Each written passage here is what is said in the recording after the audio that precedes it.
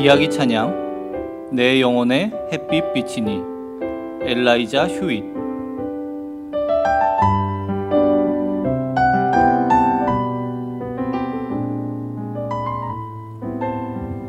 엘라이자 휴잇은 미국 필라델피아의 한 고등학교에서 교사로 근무하고 있었습니다. 휴잇은 늘 사랑으로 학생들을 가르쳤습니다. 그날도 반항적인 한 학생을 조용히 타이르고 있었는데 화를 참지 못한 그 학생이 벌떡 일어나 널빤지로 휴잇을 마구 때렸습니다.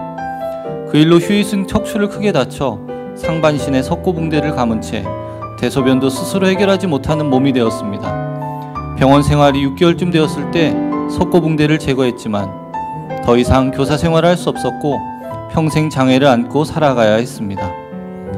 하나님, 왜 제게 이런 고난을 주시나요? 휴잇은 의지했던 하나님이 원망스러웠습니다.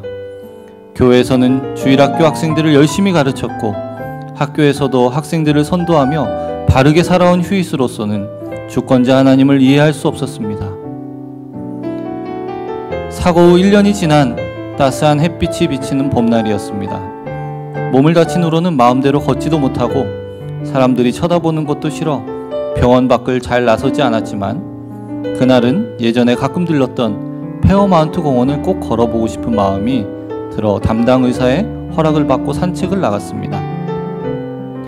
목발을 짚고 어린아이처럼 한 걸음씩 발걸음을 떼어놓았습니다. 하늘은 눈이 부셨습니다. 추운 겨울을 이기고 새로 돌아난 초록색 나뭇잎이 햇빛에 반사되어 아름다웠습니다. 봄 햇살의 따사로움이 온 세상을 품고 있는 듯 했습니다. 그 순간 햇빛 같은 하나님의 사랑이 휴잇의 영혼을 감싸 안았습니다. 그녀의 마음 깊이 얼어붙어 있던 원망과 미움이 그 햇살에 녹아내렸습니다. 자연 속에 운행하신 하나님의 숨결을 느낀 휴잇은 아프기 전이나 지금이나 언제나 동일하신 하나님을 다시 만나게 되었습니다. 지난해 자신을 때린 학생의 모습이 떠올랐습니다. 그리고 그 학생을 용서할 수 있는 마음을 주신 하나님께 감사했습니다. 휴잇은 회개와 감사의 눈물을 흘리며 온 우주를 감싸는 하나님의 은혜를 만끽했습니다. 병원에 돌아온 휴잇은 창가에 비치는 햇빛을 바라보며 글을 쓰기 시작했습니다.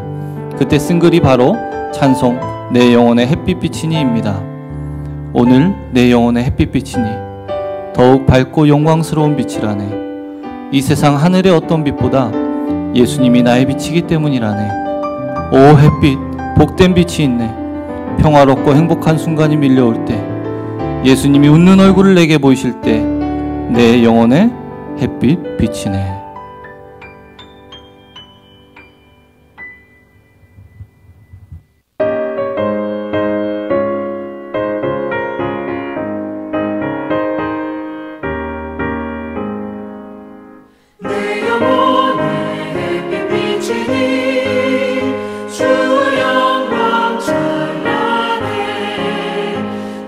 세상 어떤 빛보다 이 빛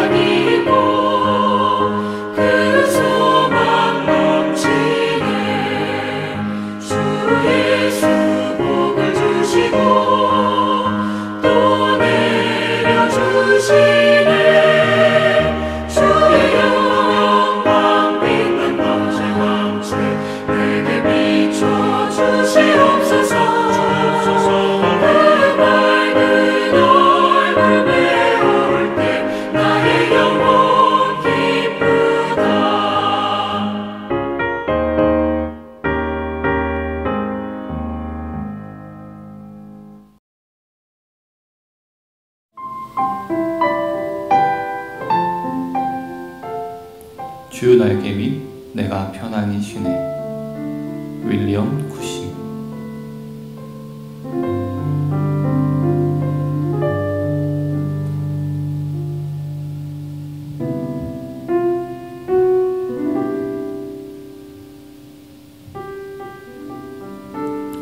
윌리엄 쿠싱은 미국 매사추세츠의 힝햄에서 태어나 그곳에서 자랐습니다. 그의 부모는 예수님의 신성을 인정하지 않는 유니테리언 신자였지만 쿠싱은 나중에 신학을 공부한 후 그리스도의 교회에서 안수를 받았습니다. 그리고 뉴욕에서 조금 떨어진 시어스버그에 있는 교회에 부임했습니다. 첫 사역을 시작한 쿠싱 목사는 그곳에서 헤나 프로포라는 아리따운 아가씨를 만나 결혼했습니다. 그리고 얼마 후 더 큰 사역을 펼치기 위해 뉴욕 브루클린으로 목회지를 옮겼습니다. 모든 일이 순조롭게 진행되어 가고 있었습니다. 그런데 1864년 결혼한 지 10년이 되던 해에 예기치 못한 일이 터졌습니다. 사랑하는 아내가 이름 모를 병에 걸려 시름시름 앓기 시작한 것입니다. 좀처럼 나아질 기색은 보이지 않고 아내의 몸은 점점 쇠약해졌습니다. 힘든 내색 한 번 하지 않고 넉넉지 못한 생활과 사역을 뒷바라지 하느라 아내의 몸과 마음은 지칠 대로 지쳤던 것입니다. 가난하고 어려운 목회 생활로 마음 한번 편하게 살아보지 못한 아내를 생각하니 마음이 아팠습니다. 쿠싱 목사는 고심 끝에 아내를 위해 사역지를 옮기기로 마음먹었습니다. 첫 목회와 첫사랑이 꽃피웠던 시어스버그로 돌아가면 아내가 금방 좋아질 것만 같았기 때문입니다. 때마침 쿠싱 목사를 청빙하는 교회도 있어서 그곳으로 거처를 옮겼습니다. 그러나 불행히도 몇 년 지나지 않아 아내는 세상을 떠났습니다. 비극은 거기서 멈추지 않았습니다.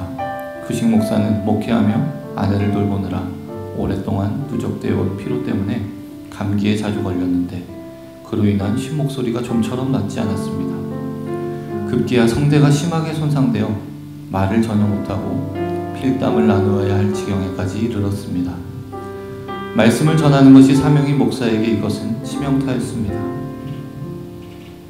쿠싱 목사는 이루 말할 수 없는 안타까움을 아는 채 강단을 떠날 수밖에 없었습니다.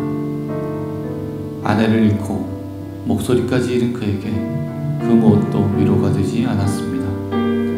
쿠싱 목사는 생명을 포기하고 싶을 정도로 낙심이 컸습니다. 주님의 뜻은 어디에 있습니까? 저를 이 땅에 태어나게 하신 이유가 있기나 한 것입니까? 사랑하는 아내도 데려가셨으니 제 목숨도 거두어 주십시오. 말도 못하는 이 육신을 데려가 주십시오. 모든 것을 포기하고 절망 가운데 있던 어느 날 완악해진 그에게 하나님께서 찾아오셨습니다. 너는 내 것이다. 말 못하는 입술도 병든 내 몸도 모두 내 것이다. 하나님의 음성에 그의 마음이 녹아들었습니다. 그때 쿠싱은 사랑하는 주님, 건강한 몸으로는 주님께 충성하지 못했지만 이제 병든 몸으로나마 충성하고자 하오니 당신을 위해 제가 할 일을 말씀해 주옵소서라며 하나님께 무릎을 꿇었습니다. 그는 하나님의 종으로 산다면서 완전히 주님의 날개 아래 거하지 못했던 지난 시간들을 철저히 회개했습니다. 그리고 글을 쓰기 시작했습니다. 그것이 바로 찬송 주 날개 위 내가 편안히 쉬네 였습니다. 이 찬송은 우리에게 어떤 위험이 닥치더라도 주님이 보호의 날개를 펴 감싸 주신다고 고백하게 합니다. 정말로 하나님은 우리를 주님의 날개 아래 거하게 하시고 안전하게 보호하십니다. 그 누구도 날개 아래 있는 우리를 해할 수 없습니다.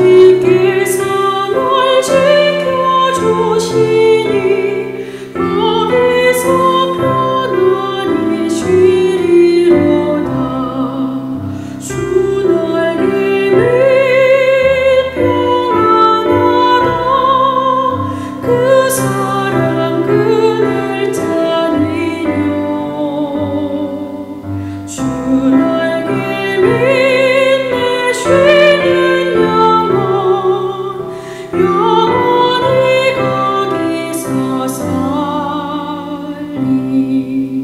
주 날개 위 나의 피난처 되니 거기서 쉬기를 원하노라. 세상이 나를 위로치 못하나 거기서 평화를 누리리라. 주 날개 밑 평안하다. 그 사랑 그늘 찾으며 주 날개 밑에 쉬는 영원히 거기서 살리.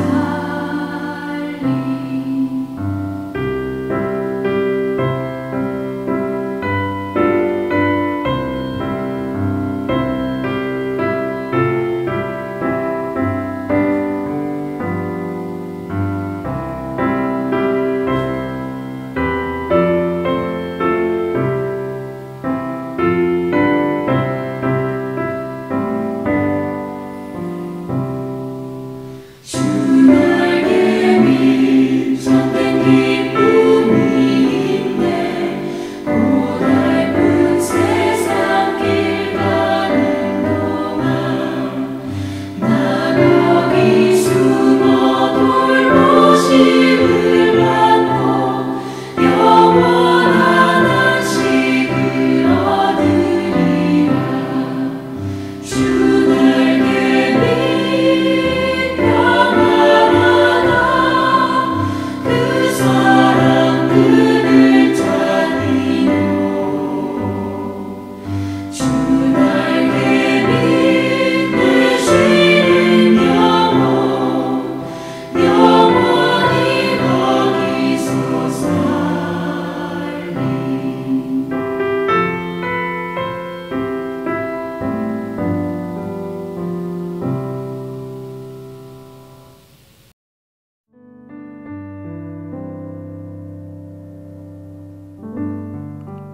이야기 찬양 저 장미꽃 위에 이슬 찰스 마일즈.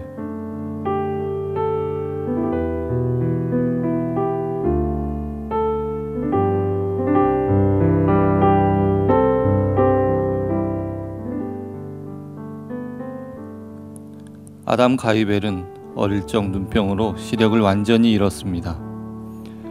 전혀 앞을 볼 수 없는 그에게 외동딸이 하나 있었는데 그녀는 신실한 남자를 만나 결혼하여 행복한 나날을 보내고 있었습니다. 딸 부부가 한창 신혼의 단꿈을 펼칠 즈음 청천벽력 같은 소식이 날아들었습니다. 사위가 다니는 제철회사에서 폭발 사고가 일어나 여러 명이 죽었는데 사망자 명단에 사위의 이름이 있다는 것이었습니다. 시신을 알아보기 힘들 정도로 큰 사고였습니다. 가이벨은 현실이 믿기지 않았습니다. 내가, 딸이, 또 사위가 얼마나 하나님을 잘 섬겼던가. 어찌 이런 일이 우리 가족에게 일어난단 말인가. 내 눈도 모자라 딸의 사랑까지 앗아가다니. 가이벨은 하나님을 향한 원망스러운 마음을 억누를 수가 없었습니다. 하나님의 뜻이 어디 있는지 도무지 이해할 수 없었습니다. 장례식을 마치고 시간이 조금 흘렀을 때 가이벨은 절친한 친구인 찬송작가 찰스 마일즈를 찾아갔습니다. 자신의 슬픔을 말하고 위안을 얻고 싶었던 것입니다. 그는 하나님의 동행하심을 믿고 의지해 왔는데 가족에게 이런 고통을 주시는 하나님께 기도해야 하는지를 물었습니다. 그리고 고통스러웠던 지난 삶을 모두 풀어놓았습니다. 가이벨의 이야기를 들은 마일즈는 그 어떤 말로도 친구를 위로할 수 없다는 것을 알고 좋은 시를 지어 친구를 위로해야겠다고 생각했습니다. 그런데 가이벨이 먼저 시리에 빠진 가족들을 위해 시를 써줄 것을 부탁했습니다. 마일즈는 친구에게 시를 선물했습니다. 나 홀로 동산에 나왔네. 이슬이 아직 장미꽃 위에 맺혀 있을 때 내 귀에 들려오는 목소리, 하나님의 아들이 들려주시는 음성이라네. 그가 나와 함께 거닐고 이야기하시며 너는 내 것이라고 말씀하시네. 우리가 거기 머물며 나눈 그 기쁨 아무도 알지 못한다네. 마일즈는 이 시에 대해 이렇게 말했습니다. 1912년 3월 어느 날이었습니다. 나는 사진기와 현상 장비 그리고 오르간이 있는 암실에 앉아서 내가 정말로 좋아하는 요한복음 20장을 펼쳐들고 읽었습니다. 예수님이 막달라 마리아를 만나시는 광경에는 나를 매혹시키는 힘이 있었습니다. 그 말씀을 읽을 때 내가 그 장면 속에 있는 것 같은 느낌이 들었고, 마리아가 주님 앞에 무릎 꿇고 라보니여 라고 부르던 극적인 순간에도 내가 말없는 증인이 되어 있었습니다. 이 장면에서 받은 영감으로 저 장미꽃 위에 이슬을 재빠르게 써내려갔습니다. 예수님이 하신 한마디 마리아야는 지금까지의 모든 슬픔과 고통을 단숨에 날려버렸습니다. 그분은 지금도 우리의 이름을 부르실 뿐 아니라 너는 내 것이라고 말씀하십니다.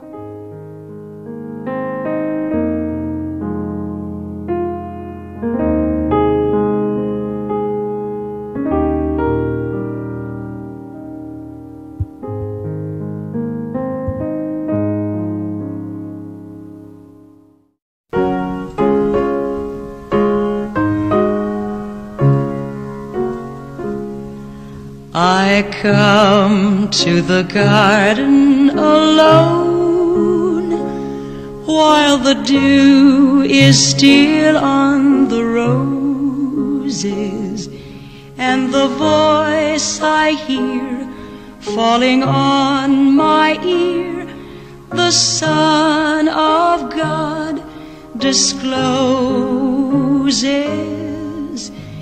and He walks with me, and He talks with me, and He tells me I am His own, and the joy we share as we tarry there, none other has ever known.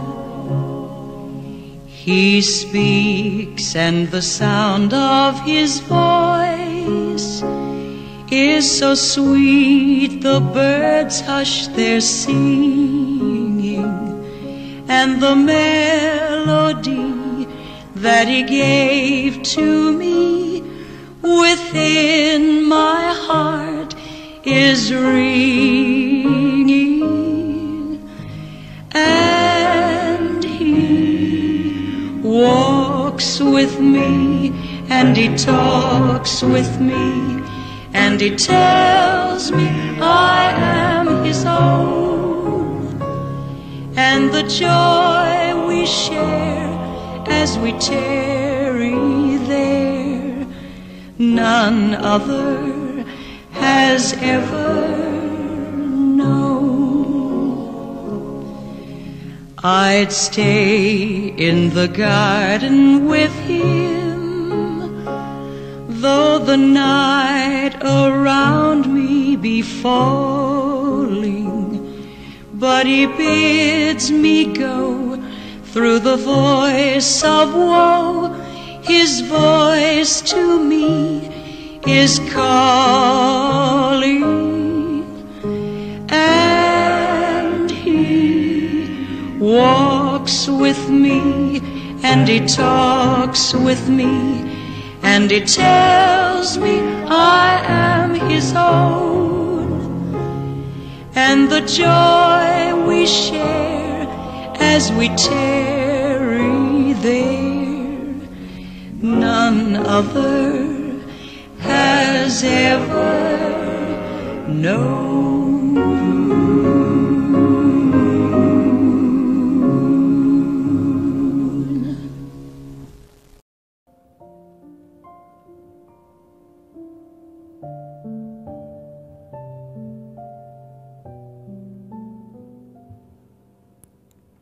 이야기 찬양 다 감사드리세.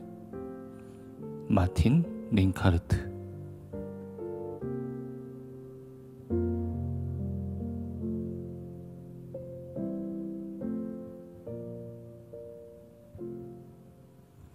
(1618년부터) 계속된 전쟁으로 독일 sakso니 아일렌부르크 지방 사람들은 지옥 같은 나날을 보내야 했습니다. 전쟁은 가톨릭과 개신교 사이의 갈등으로 시작되었으나 시간이 지나면서 종교와 정치 그리고 국가 분쟁으로 확대되어 30년 동안이나 계속되었습니다.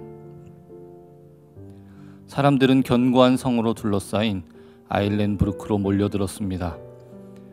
여러 차례 전쟁을 치른 사람들은 지칠 대로 지쳐 있었습니다. 스웨덴 군사들이 성을 포위하고 진을 쳤을 때 전쟁은 극단으로 치달았습니다. 건물은 파괴되었고 수많은 피난민이 들끓었습니다. 기근과 질병은 사람들의 삶을 더욱 피폐하게 했습니다. 아침에 눈을 뜨면 이름 모를 전염병으로 죽어나간 시체가 셀 수도 없을 지경이었습니다. 목사들은 병든 사람을 보살피고 장례식을 치르다가 과로로 쓰러졌습니다. 일에 지친 사역자들은 다른 도시로 가버리거나 병으로 세상을 떠났습니다. 전쟁이 시작되기 1년 전부터 아일렌부르크 교구의 부감독으로 일해온 루터교 목사 마틴 링카르트 혼자만 아일렌부르크에 남아 있었습니다. 그의 나이 31세였습니다. 젊은 링카르트 목사는 어느 해에는 거의 하루도 거르지 않고 수십 명의 장례를 치렀습니다. 한 해에 4천여 번의 장례식을 집례했고 사망자 수가 최고조에 달했을 때는 장례식도 못하고 매장해야 하는 지경에 이르렀습니다. 전쟁이 시작된 지 10년이 지났지만 사망의 음침한 골짜기 같은 지리멸렬한 전쟁은 끝날 기미를 보이지 않았습니다. 1636년의 어느 날 링카르트 목사는 여러 건의 장례식을 마치고 돌아와 무릎을 꿇고 묵상했습니다. 전염병으로 많은 사람들이 죽어갔지만 그들 중 많은 이들이 믿음의 형제자매라 참 다행이었습니다. 인간의 삶이 이 세상으로 끝나는 것이 아니기에 고통과 죽음 후에 다가올 하늘나라를 바라볼 때 링카르트 목사는 마음 깊은 곳에서 감사가 흘러나왔습니다. 그는 고난마저 기뻐할 수 있는 힘이 솟구쳤습니다. 링카르트 목사는 비참한 현실에 놓인 식구들을 모아놓고 권면했습니다. 우리가 삶과 죽음을 오가고 있지만 온 마음과 힘을 다해 하나님께 감사드립시다. 하나님은 놀라운 일을 행하시는 분이므로 우리는 주님 안에서 기뻐할 수 있어야 합니다. 하나님은 우리가 어머니 품에 있을 때부터 우리에게 복을 주신 분입니다. 한없는 사랑의 선물을 누리게 하신 그분은 오늘도 우리의 주님이십니다. 언제 죽을지 모르는 견딜 수 없을 정도로 힘든 환경에서 감사가 터져 나온 것입니다. 전쟁과 죽음의 고통 가운데서는 할 수 없는 고백이지만 하나님은 그의 입에서 감사의 고백이 흘러나오게 하셨습니다.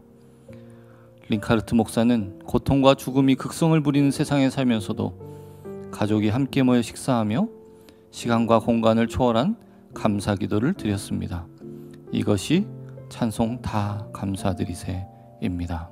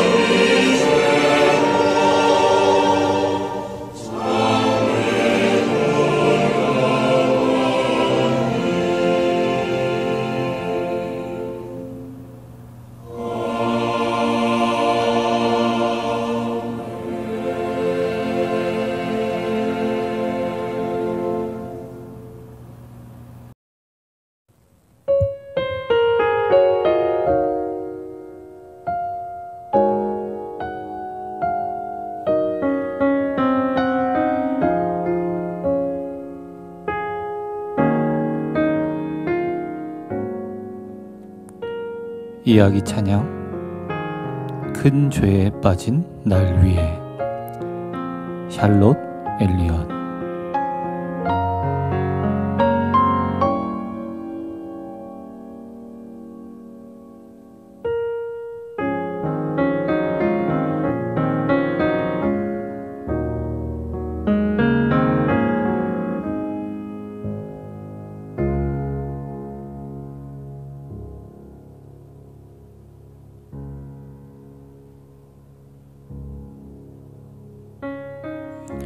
프랑스의 시인이자 목회자 앙리 말랑이 영국 브라이튼에 있는 친구의 집을 찾아갔습니다. 절친한 친구인 성공의 신부 헨리 엘리엇의 몸이 불편한 여동생을 위로하기 위해 방문한 것입니다. 친구의 동생 샬롯 엘리엇은 어렸을 때는 밝은 성격과 믿음을 가진 예쁜 소녀였습니다. 그런데 30세쯤 되었을 때 병에 걸려 전신을 움직일 수 없는 장애인이 되자 날이 갈수록 불평이 늘고 세상을 비관하기 시작했습니다. 성격은 날카로워졌고 신앙을 부인하기에 이르렀습니다. 집 밖에는 나오지도 않고 방 안에서 혼자 지냈으며 식구들과 대화가 끊어진 지도 이미 오래였습니다. 그야말로 엘리엇은 외롭고 힘든 시간을 보내고 있었습니다. 이런 엘리엇에게 말랑 목사의 위로는 한마디도 들리지 않았습니다. 모든 말이 허공에 메아리칠 뿐이었습니다. 그런데 말랑 목사가 시에 대해 이야기하자 그녀의 다친 마음이 조금씩 열리기 시작했습니다. 이때다 싶어 말랑 목사는 말을 계속 이어갔습니다. 엘리엇, 누구든지 아픔이 있지만 하나님은 견딜 수 있는 어려움만을 주신단다. 그리고 고난에서 승리한 사람을 사용하시지. 지금 내 모습 그대로를 하나님께 드리면 돼. 지금의 모습을 그대로 드리라는 말이 엘리엇의 마음을 두드렸습니다. 그때 그녀는 고개를 저으며 말했습니다. 몸조차 가눌 수 없고 마음도 삐뚤어진 믿음도 없는 나 같은 사람을 하나님이 어떻게 사용하신단 말이에요. 그럴 리 없어요. 그러나 지푸라기라도 잡고 싶은 것이 그녀의 솔직한 심정이었습니다. 왠지 하나님은 자기처럼 못난 사람도 쓰실 거라는 생각이 들더니 눈물이 흐르기 시작했습니다.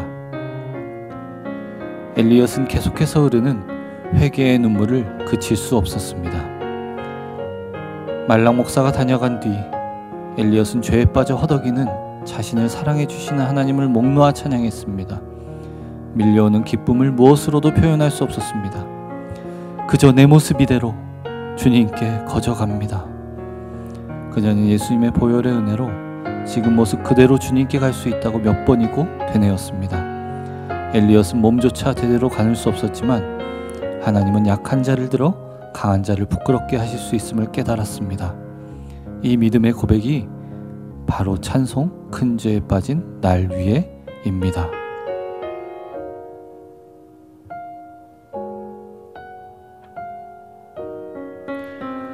원어 찬송의 가사는 모든 절의 첫 행과 마지막 행이 같습니다.